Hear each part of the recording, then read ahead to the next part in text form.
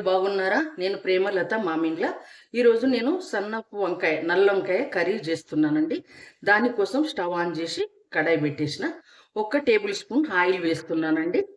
నేను ఒక అర్ధ కిలో వంకాయలు తీసుకున్నానండి. ఒక హాఫ్ కేజీ ఉప్పేసి కట్ చేసి పెట్టుకున్నాను. ఉప్పు వాటర్లో వేసుకోవాలి మనం వంకాయలు, లేకుంటే కలర్ వచ్చేస్తాయి. కొంచెం మినప్పప్పు పావు స్పూన్, ఒక పావు స్పూన్ శనగపప్పు, పావు స్పూన్ ఆవాలు, స్పూన్ జీలకర్ర, ఒక 2 ఉల్లిపాయలు కట్ చేసి పెట్టుకున్నది. ఇవి వేగడానికి చిటికెడు సాల్ట్,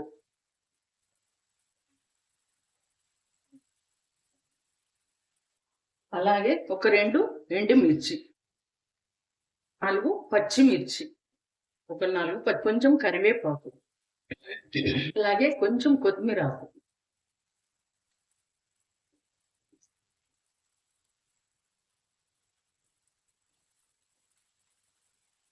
చిటికెడు ఇంగువ.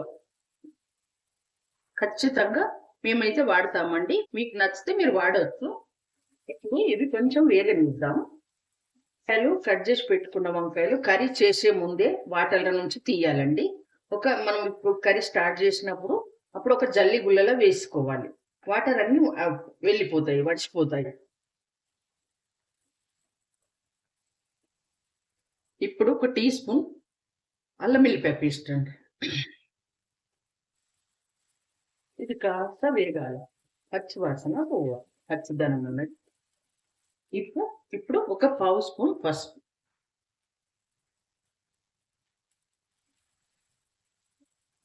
ఇవన్నీ ఇలా వేగినాయి కదా. చేసిన వంకాయ హాఫ్ కేజీ ఇప్పుడు వీటిలో వేసేస్తున్నాను.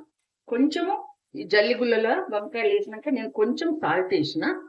ఒకవేళ కొంచెము కనరులాగా అయిపోతాయి, నలుపు అయితాయి కొంచెం అని లైట్గా కొంచెం సాల్ట్ వేసిన. వీడియో చివరి వరకు చూడండి, మీరు మధ్యలో స్కిప్ చేయకండి. చివరి వరకు చూస్తే మనకు కొంచెం తెలుస్తుంది ఎవరికైనా. ఇప్పుడు ఇలా ఒకసారి కలిపి మూత వేసేద్దాం. వేసేస్తే వంకాయలు అన్నది కొంచెం మగ్గిపోతాయి. కొంచెం మీడియం మంట పెట్టాలి, ఫుల్ పెట్టద్దు.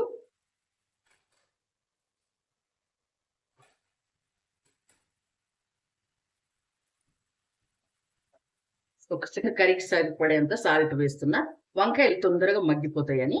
తర్వాత కారం వేస్తా. ఇప్పుడైతే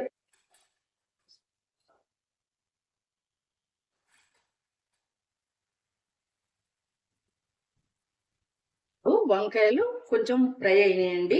ఇప్పుడు నేను ఒక హాఫ్ టేబుల్ స్పూన్ కారం వేస్తున్నా.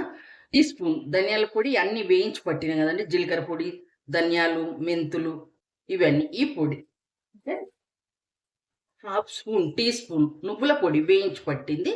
ఇది వేసుకుంటే మనకు కొంచెం కర్రీ కలుపుకున్నప్పుడు సూప్ లాగా వస్తుందండి. మీకు నచ్చితే మీరు వేసుకోవచ్చు, నేను మాత్రం కంపల్సరీ వేస్తా.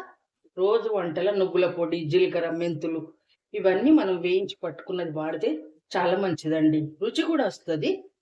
ఇప్పుడు ఈ కర్రీని ఇప్పుడు ఇందులో వేసేది ఏం లేదండి. లాస్ట్లో కరివేపాకు వేస్తా, కొత్తిమీర వేస్తామండి.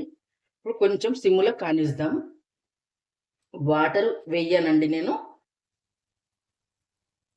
హలో అండి, ఇలా చూడండి, ఆయిల్ పక్కకు వస్తుంది, వంకాయ ఉడికిపోయింది. ఇప్పుడు కర్రీ రెడీ అయిపోయిందండి. కొత్తిమీర ఆకేసి ఆఫ్ చేస్తున్నా. వంకాయ ఫ్రై అండి, సన్న వంకాయ ఫ్రై. ఇది అన్నంలోకి, చపాతీలోకి, దోశలోకి, పుల్కలోకి చాలా చాలా బాగుంటుంది.